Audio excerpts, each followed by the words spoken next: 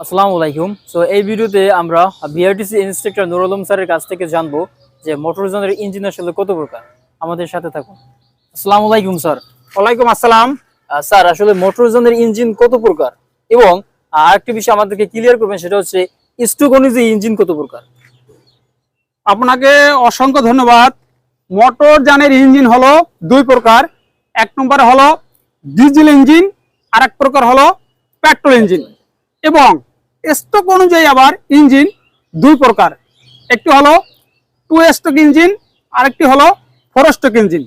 যেটি two stroke engine সেটি দুটি ধাপে কাজ করে, আর যেটি ফোর স্ট্রোক ইঞ্জিন সেটি চারটি ধাপে কাজ করে। যেমন সাকশন, তারপরে কম্বাসন, তারপর হলো পাওয়ার, এক্সস্ট। যখন এই চারটি ধাপে কাজ করে তখন ইঞ্জিনটি স্টার্ট হয়। স্টার্ট হওয়ার পর ইঞ্জিন থেকে যে শক্তিটা আমরা পাই, ওই শক্তিটা কি যান্ত্রিক কাজে রূপান্তরিত করি। আপনাকে অসংখ্য ধন্যবাদ।